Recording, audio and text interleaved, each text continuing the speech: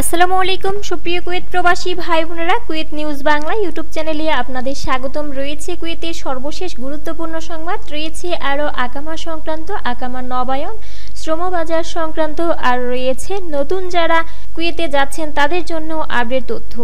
শুরুতেই জানিয়ে দিচ্ছি প্রবাসীদের আকামা ট্রান্সফার সম্পর্কিত একটি গুরুত্বপূর্ণ আপডেট। কুয়েতের স্বরাষ্ট্র মন্ত্রণালয় প্রবাসীদের জন্য আবাসিকে স্থানান্তরের নিয়মগুলো সহজ করেছে। তাদের শিক্ষাগত যোগ্যতা বা পূর্ববর্তী চাকরির ভূমিকার সাথে মিল না করে সরকারি ভিসা অর্থাৎ 17 নম্বর, এছাড়াও বেসরকারি ভিসা অর্থাৎ 18 নম্বর ভিসা এবং চাকরির মধ্যে সুইচ করার অনুমতি দিয়েছে। এই সিদ্ধান্ত আমলাতান্ত্রিক প্রতিবন্ধকতা দূর করবে, শ্রমবাজারের নমনীয়তা বাড়বে এবং প্রবাসীদের বৃহত্তর কাজের সুযোগ সুবিধা অনুসরণ করতে সক্ষম হবে।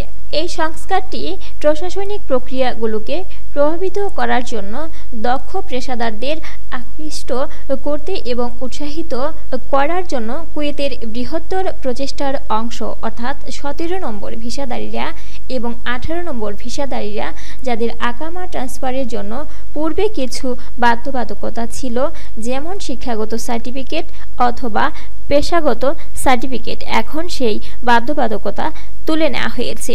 এ সকল পেশাদারীরা যদি কোনো কাজে দক্ষ হয়ে থাকে তবে দক্ষতার প্রমাণস্বরূপ তাদেরকে সেই কাজে নিয়োগ নিতে হবে। এ ধরনের জটিলতা বেশ কয়েকটি সেক্টরে দেখা গিয়েছিল, যেমন নার্সিং পেশায় অনেকেই পেশাগত সার্টিফিকেট না থাকলেও তাদের দক্ষতা ছিল, কিন্তু পেশাগত সার্টিফিকেট করা হয়েছিল।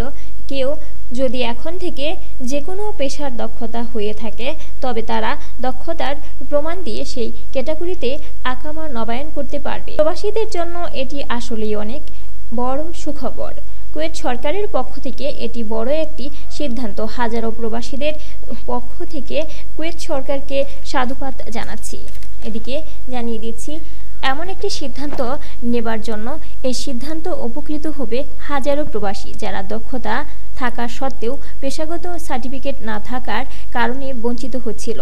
এবারে জানিয়ে দিচ্ছি বাংলাদেশি প্রবাসীদের জন্য অত্যন্ত গুরুত্বপূর্ণ আপডেট, বিশেষ করে যারা বাংলাদেশে রয়েছে কুয়েতের নতুন আসতে চান তাদের জন্য কুয়েতস্থ বাংলাদেশ দূতাবাস হতে একটি গুরুত্বপূর্ণ ঘোষণা প্রকাশ করা হয়েছে। সেই ঘোষণায় বলা হয়েছে যে কুয়েতস্থ ওয়েল আল নসিব কোম্পানির ভিসা সংক্রান্ত অনেক সচেতনতামূলক বিজ্ঞপ্তি বর্তমানে পরিলক্ষিত হচ্ছে যে কুয়েতের ওয়েল আল নসিব কোম্পানি ও এই কোম্পানির মালিকানাভুক্ত ফজর আল খালিজ কোম্পানির চাহিদাপত্র দূতাবাসের সত্যায়নের পূর্বে অনেক বাংলাদেশিরা সরাসরি বা কোনো মধ্যস্থভোগীর মাধ্যমে একক ভিসা হিসেবে সংগ্রহ বা ক্রয় করে দূতাবাসের ভিসা সত্যায়নের জন্য নিয়ে আসছেন।